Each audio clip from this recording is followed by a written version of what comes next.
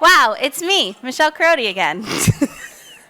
I'm loving all the chit chat. This is why we like Rise. We want the community, we want leaders from across the state, and we want farmers and people from UVM all talking. So thank you for being here. We're really excited. I am excited to welcome Karen Anderson up to this lovely podium. Karen is at Vermont Public, and she runs One Small Step, which is a podcast that you will learn more about today. She has been an incredible partner coming in to do this workshop for us, and she has some incredible programming, and she's the director of radio and programming over at Vermont Public. So without further ado, Karen Anderson. It's like Vanna White. Also, please enjoy the truffles. They are from Burnt Chocolates, so enjoy that. Thank you, Michelle.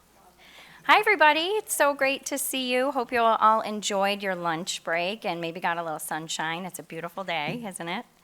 As Michelle said, you are in the breakout session for Bridges to Community Well-Being, which this is the Moving at the Speed of Trust breakout workshop. Okay, and we're going to explore how storytelling and deep listening can help transform difficult conversations into pathways for trust and collaboration. We've heard a lot about trust.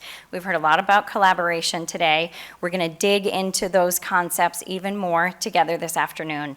I love what Congressman Becca Balint said this morning, that trust is built in moments of connection, and we're going to have some moments of connection together this afternoon. This is going to be a very interactive session. About 25 minutes of our time together will be spent with you in breakout sessions with one another, practicing some skills that we're going to talk about. So get ready to communicate and build some trust. Thank you. Okay, so as Michelle mentioned, One Small Step is a program that I have been delighted to be a part of. And actually, I'm going to backtrack here. Again, I am Karen Anderson. I'm with Vermont Public. For those of you who don't know what Vermont Public is, we are the statewide source for NPR and PBS programming here in the state of Vermont. And we also have local award-winning journalism. How many of you are listeners or viewers of Vermont Public? Awesome. Love it. Glad to have you here. If you need assistance at any time during our time together, we do have student ambassadors stationed around the room. So just raise your hand and a student will come and assist you, okay? And that will be very useful for our time later, for questions and for takeaways as well. Okay, so I'm going to share with you some learnings from a program that Vermont Public has participated in since 2021. But before we get started, I have a little homework assignment for you, okay? I need each of you to write a very short bio. It can be just a couple of short sentences. And you can be as open and vulnerable as you want, or you can be as reserved as you want. It is entirely your choice. This is going to come in handy for our breakout session a little bit later. So you're going to take a few minutes, write a bio, and hang on to it until we break out later. I'm going to give you a couple of examples up on the screen here. And again, you can be as open or as reserved as you feel comfortable with. First of all, does everybody have a writing utensil and something to write on? If you don't, raise your hand and a student ambassador will come around and set you up. We good? Okay. Here's one. I'm a 48-year-old woman who spent most of my formative years living in the suburbs of Boston. I used to have a wicked strong Boston accent. I'm the mother of 5. My husband and I have been married 26 years. I love the ocean. I love chocolate. I love sunny days. I value kindness, humility, and integrity. This happens to be my bio. Another one, I'm the middle son of 3 children. I was born in a working class black community, moved to a rural white community where my family owned a horse, and moved to a suburban white community at 10 years old and stayed there through high school graduation. I have 3 grown sons who I love very much. This was a bio of a participant in the program, One Small Step. I'm going to give you one more sample. I'm a pastor of an evangelical church. I was raised in rural Pennsylvania. My mom was a heroin addict and committed suicide when I was 4 years old. So here are 3 very different bios you see. We're going to take just a couple of minutes now for you to write your own and hang on to it. Okay, if you're still writing, that's okay. You can take a couple more minutes while I tell you a little bit about StoryCorps. Who here has ever heard of StoryCorps? Okay, so if you haven't, StoryCorps brings 2 people together who know and love each other, have some kind of a relationship.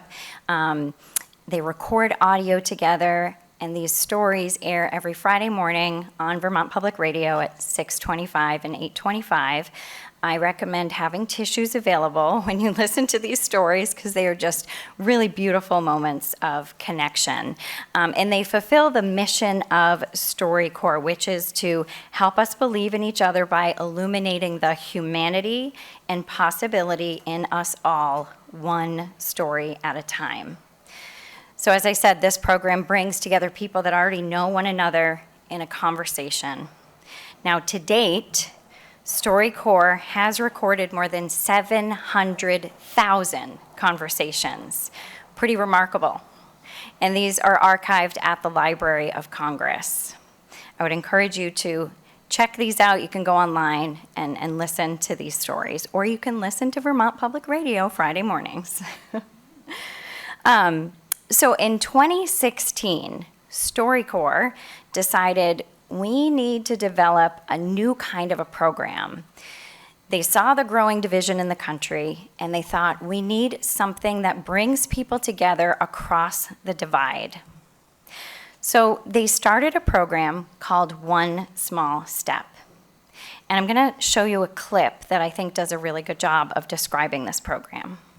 Joining our dinner party today is a Hollywood star who you know from your favorite TV shows like Scandal, Hacks, and Law & Order. We're talking about the incredibly talented Tony Goldwyn. Tony, come on out! Come on, Tony! One of the reasons you're here, and we're so happy about this, speaking of presidents and such, you're joining this partnership to have conversations with people that have different thoughts. Talk to us a little bit about this organization. Yeah, so this incredible organization, which people may know called StoryCorps, which records conversations between Americans, Yes. all kinds of Americans, and they've been doing it for years. These very moving, powerful conversations. They started this program called Take One Small Step, where you are in conversation with somebody from an opposite background to you, with opposite political beliefs, completely, someone who you would think you would have nothing in common with. And I did it with this wonderful guy named Ben from Wichita, Kansas. And we met, we'd never spoken, we showed up in a room together, and we had this long conversation. And it was just great. In our current social, political climate in this country, it's become so tribal and unnecessarily. And, and I've always felt, but really re-experienced the idea that if you just connect with someone as a human being and don't get into politics and all that, or eventually you can, we're naturally social beings, and you can really connect and begin to start to address. We all have the same concerns. But it's all so important that we have conversations. Absolutely. Yeah, and it's become very, very difficult for people who say, I can't even have my conversation at Thanksgiving with my family. And if you make the attempt to just talk to somebody, you will find instantaneously that you connect, and that's how. Did that experience change you at all? It really did. It was just an affirmation of something I believed, but having the opportunity to talk to somebody from a completely different, world than me. And so if people want to get involved, I just want to tell them they can go to takeonesmallstep.org if you want to sign up for a conversation or listen to and watch the existing conversations. You'll be really inspired. How many of you have had difficult conversations with people across the political divide? Sometimes it's in our own families, right? Well, I'm hoping that this session today will give you some tools to help with challenging conversations like that. As you saw, One Small Step, different from StoryCorps, brings people together who don't necessarily know each other. Oftentimes they're two strangers, and they come from different political or thought backgrounds. And the goal is for them not to debate politics, but to have a 50-minute conversation to to get to know one another as humans, and hopefully along the way to find some common ground. So, the goal of this program is to break down the polarizing effects of news and social media just by talking one-on-one again. You heard Tony say the importance of just human connection, just having conversations. It sounds so simple, right? But it's very challenging at times. So I already mentioned it can be difficult to have these conversations with our family, our friends, our neighbors, sometimes in the workplace, sometimes across communities. But I'm hoping that today we can practice some skills that will make it just a little bit easier, that you can take those steps to have those courageous conversations. Now, why? Because when we approach each other with curiosity, that's another word we've heard a lot about today, we realize we have more in common than we could ever think or imagine. So it's going beyond the simple, hey, how are you doing today? It's going deeper, it's being intentional, it's having purposeful sharing, it's being vulnerable, it's being open, it's being curious, and able to receive what your friend, your neighbor, your partner, your family member has to say, even if you don't necessarily like it or agree with it. So, how did we, Vermont Public, participate in this program? It is a nationwide program. If you know anything about StoryCorps, they travel around with an Airstream trailer. One Small Step did not take that approach. Instead, they chose to work with stations individually or independent producers to help them spread the word through marketing and educational materials, through word of mouth, through the radio, through a variety of means to get the word out about this program. And then StoryCorps One Small Step trained us to learn how to match participants, so people who said, I want to participate in a program like this. We learned how to match them, looking for differences, but also looking to see that they might have something they could find in common. That's really, really key when you're matching participants. And then we also received training on how to facilitate these conversations, because it can be scary going into a conversation like this. You don't know what people are going to say, so you have to be prepared to facilitate conversations like that. In 50 minutes, that sounds like it can be a long conversation. I will tell you, every single conversation I facilitated, the partners just wanted to keep talking more and more and more and more. So I want to tell you a little bit about the experience. I truly had many, many moments of beautiful, deep connection where I saw curiosity being embraced, and empathy and compassion, and those things led to deeper understanding. So despite two people coming together, knowing that they're coming from different political perspectives, they were still able to find understanding with one another because they practiced these skills. Instead of thinking about what they wanted to say, they were curious about their partner, right? Instead of thinking about the response that they might want to make, they thought about the next question they could ask to get to know their partner a little bit better.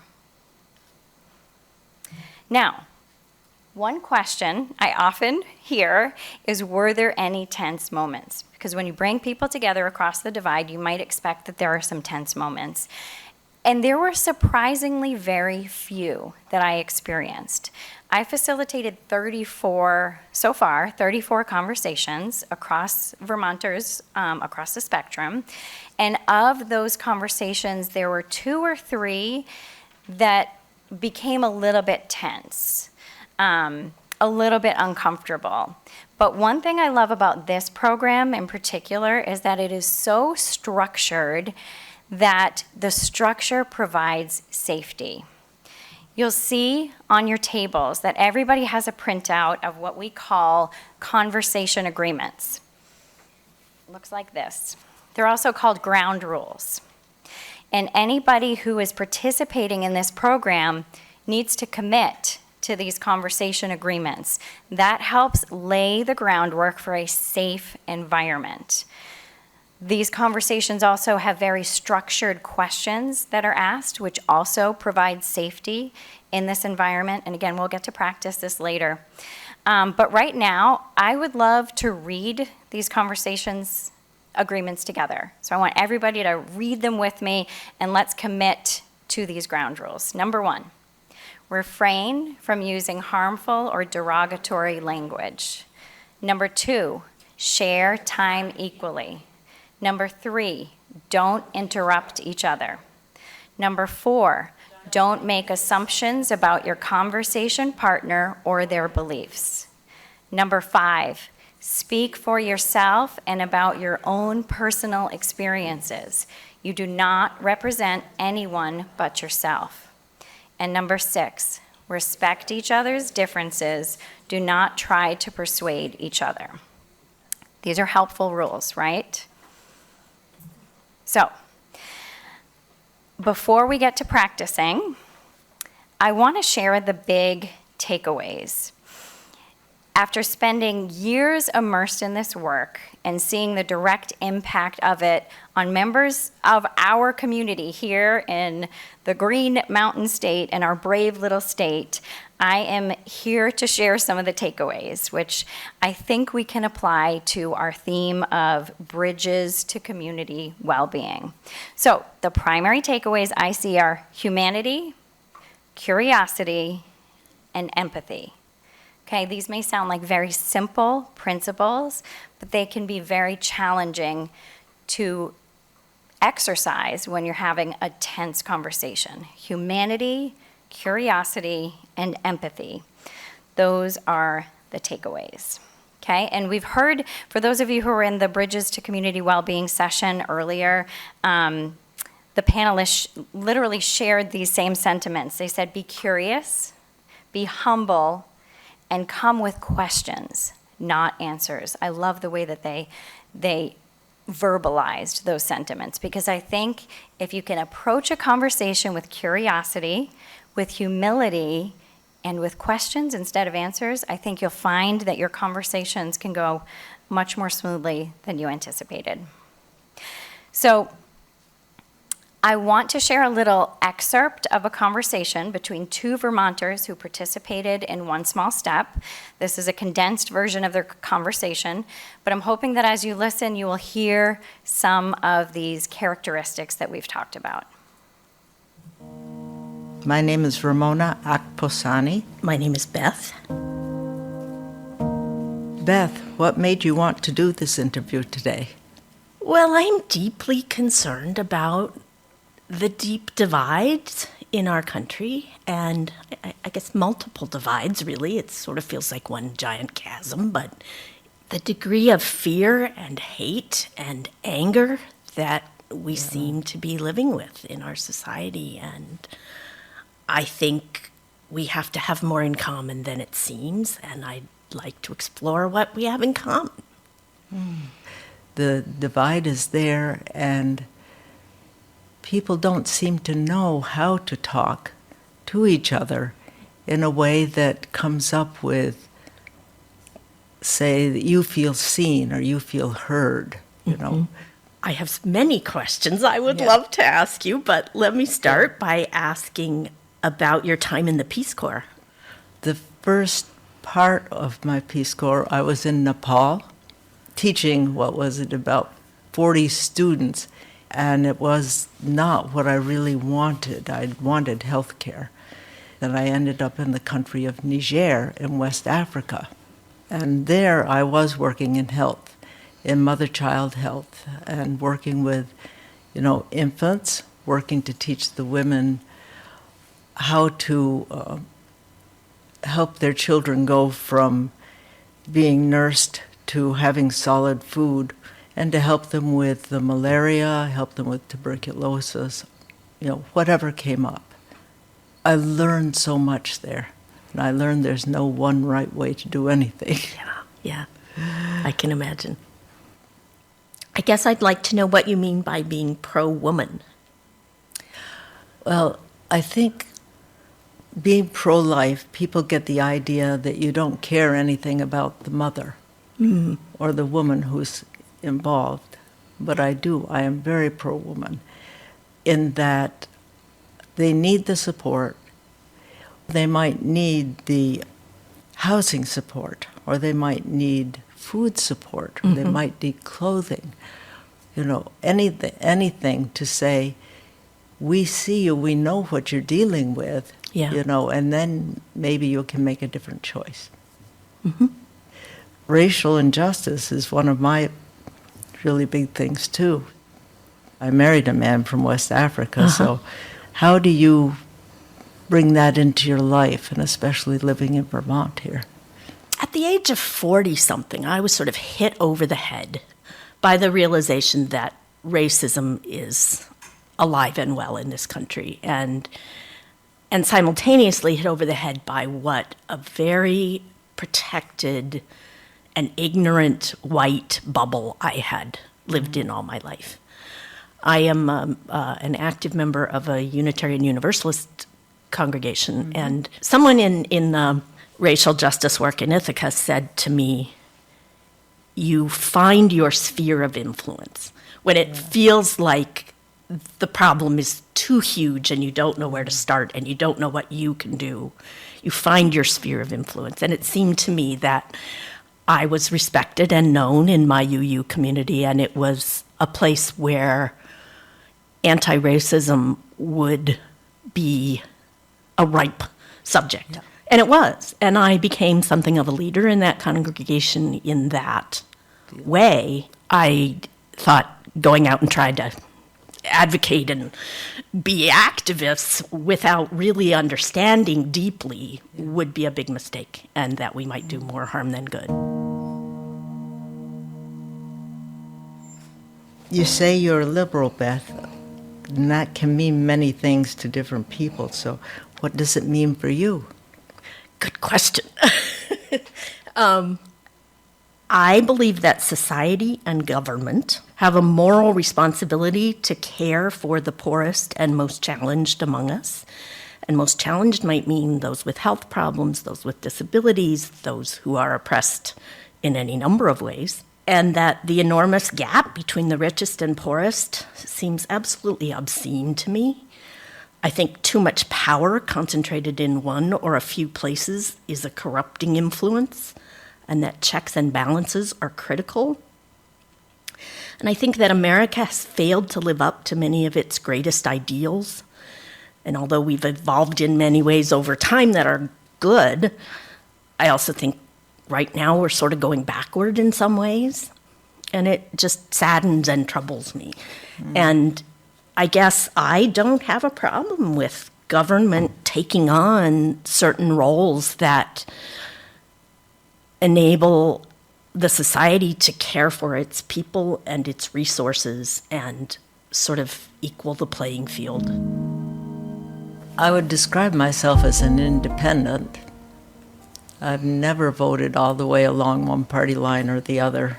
You know, I try to vote for the person, social programs where they are needed. How do they try to even the playing field for people, you know, not going trillions and trillions of dollars into debt again. And the two don't always sync, Yes. you know. Yes. So I would err on the side of the people, you know.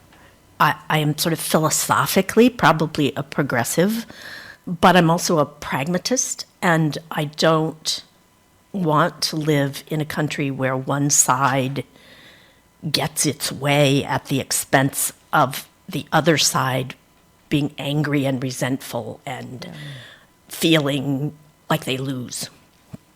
And I think the only way forward is for both sides or all sides to work together and come to some common ground. You know, I think we need to have more just plain human interaction and sharing of ourselves and our values. And I don't know where that comes from. You know, I don't know how to get there from where we are right now. Hopefully, as you listen to that, you could hear these two women embracing humanity, curiosity, and empathy, and it made for a really beautiful conversation. As I said, these conversations were at least 50 minutes long. They had many, many moments of connection, and in fact, a lot of these people who have participated in One Small Step have actually gone on to become friends. We have people who've gone skiing together. We have another one who went to a Halloween party with their partner, a younger pairing. They had coffee together, went shopping together. So it really has been tremendous to see the impact of this work on the individual level. And I think that we can go into our communities and bring those skills forward and see some bigger impact as well. So, what next? I think the best way to experience the positive impacts of work like this is to practice ourselves, okay? So we're actually gonna do that. You're already at tables. What I'm hoping that you'll do is kind of pair off with one, maybe two other people at your table, and I'm gonna put up some questions for you to work through. But at first, I just wanna give you some reminders that I want you to honor the humanity in your fellow table mates. I want you to appreciate their uniqueness and try to get to know them. I want you to listen deeply. I want you to ask follow-up questions. I want you to be willing to share purposefully about your own life and your own background. And I want you to remember to show compassion. Now, this is where your bios are going to come in handy, because you are actually going to give your bio to your conversation partner. They're going to read it in first person, and then they're going to ask you some questions about it. They're going to be curious to try to get to know you. Okay. So the questions are up on the screen. Whenever you're ready, you can pair off with a partner or a couple people and start working your way through these questions. We're going to take about 20 to 25 minutes to do this exercise, and then I'm going to quiet the room down again, and I want you to share your takeaways from this experience. Okay? Now, I acknowledge not all of us are going to be coming from different political backgrounds, but there's still a lot that we can learn from getting to know each other and finding common ground. So, go for it. Okay, it's time to wrap up your conversations. It went by very quickly, didn't it?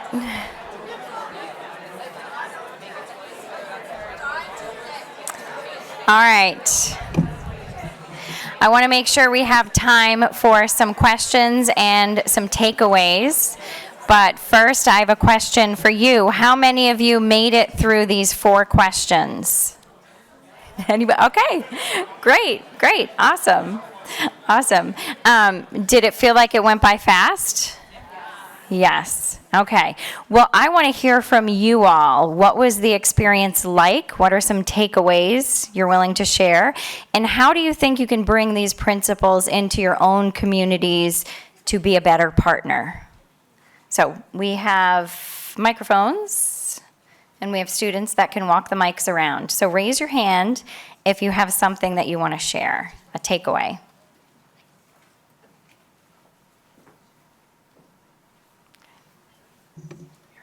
Thanks, Joe. I think a takeaway was just like sort of an immediate commonality, just that we're sort of in the same age bracket. And that doesn't have to be the case, but it just happened to be here. And I feel like that, I don't know, like it just, all of our experiences, although different, there was just sort of this like where we are now that was similar, and flow that was similar. And it was just very, very easy Good. to talk. That's great. Awesome. Thank you for sharing. Yeah. I am always terrified to do this, but since I just spent a lot of time talking to somebody I didn't know, I'm going out on a limb. The thing that I really liked about this was that the questions are structured in such a way that everybody wants to talk about the most influential person in their life, and everybody wants to talk about the defining event that made them who they are. And that was just super fun. That's Good. all I have to say. And if we could all take those questions back and just seek out people we don't know, it'd be terrific. And Yeah. I've been looking for a way to do it for a long time. Yeah, that's Yeah, great. so thank you. I like to call those 2 questions that you highlighted, I like to call those back pocket questions. Yeah. Just kind of have them with you anytime. Maybe it's a neighbor that you don't know how to engage with. You can ask them one of those questions. Thank you. Okay, over here. I personally appreciated kind of like the humanity in being able to kind of like see the person as like a person rather than like their political values, religion, or whatnot. Like, for example, I know of a YouTube channel called Jubilee, and it tries to do like what this is, but people are kind of like more portrayed by like which side of like certain viewpoints that they are, and oftentimes those viewpoints are very extreme, so no real like conversation or understanding really goes there. It's just more like for shock value. Yeah. But definitely this is a lot more focused on people as a whole, not like viewpoints or beliefs, but like how like people become evolved by those beliefs, not how do people represent their own beliefs. Yeah, good point. Thank you for sharing. Anybody else have takeaways or questions? Yeah. The microphone's coming.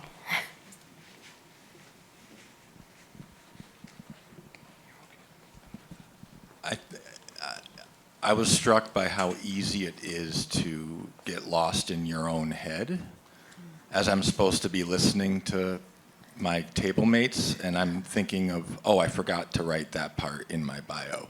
And therefore, I did not hear what they said, which is totally counterproductive. And then remembering to just stay curious. I think that's the word, is the curiosity. Yeah. You know, Definitely. and which is hard when you feel maybe rushed or pressed for time, and you're trying to get to an outcome that you think you already know, which is wrong. Or maybe not, but you got to find out. Yeah. Thank you. I appreciate your honesty. It is really hard to stay engaged and to listen well, isn't it? Yeah, our mind veers. Anybody else? I think I have it. Oh, here we go. I think what really struck me is how it made me realize how little space we have in our lives for like deep conversation, like really asking like meaningful questions. And so many people in our lives are there in a functional way, you know, and us too in their lives. And so we kind of function around each other and have conversations around what we're doing or what's happening. And so it felt odd to me when Sarah would then ask me a question because... And one of the big ones that you said a minute ago that you love to talk about, the influential person in your life, I thought, I don't even know because I've never actually paused long enough to think about that. Yeah. But it actually was a great reflective moment. So Good. Just the need for space for deeper conversations. Yeah, such a good point.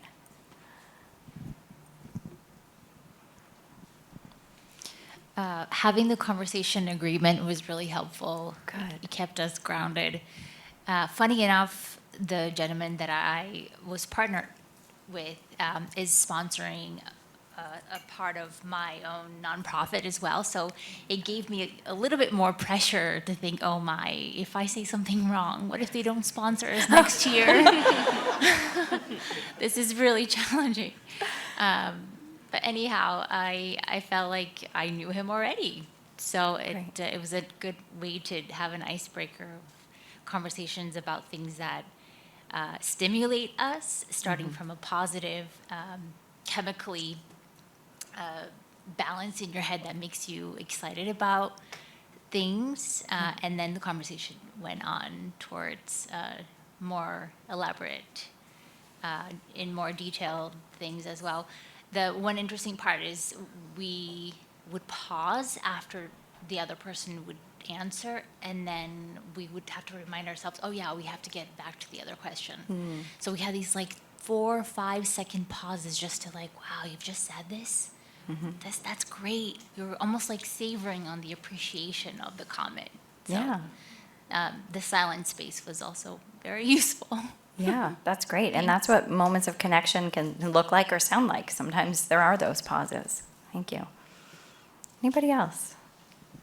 Observations? Yes, over here.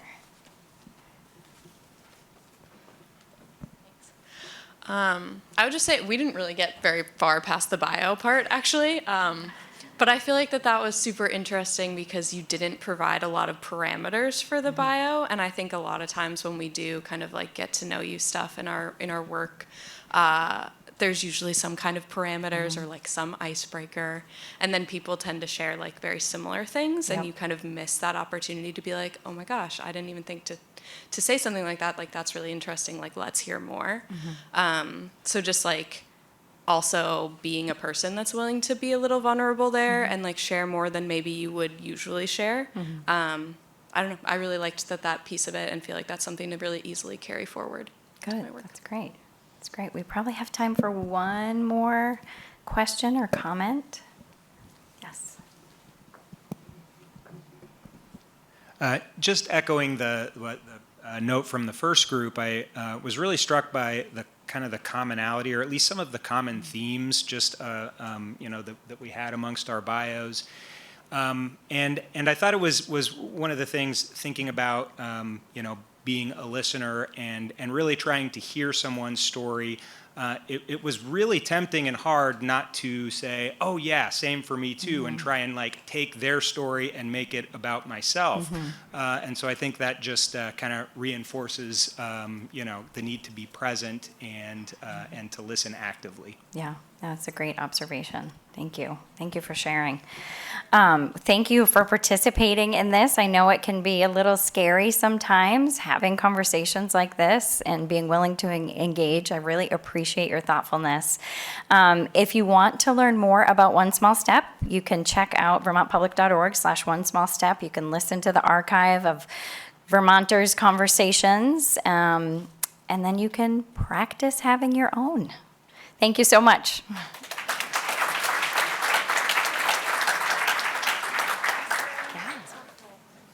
Thank you, everyone. I hope that was a really informative session. I know I learned a lot. We're going to have a short networking break upstairs with a treat from Sisters of Anarchy ice cream, so I encourage you to head upstairs. And then you can make your way back into the Grand Maple Ballroom, where we'll have a performance by Vermont pianist and UVM professor David Fierzeek. So enjoy. You can make your way upstairs.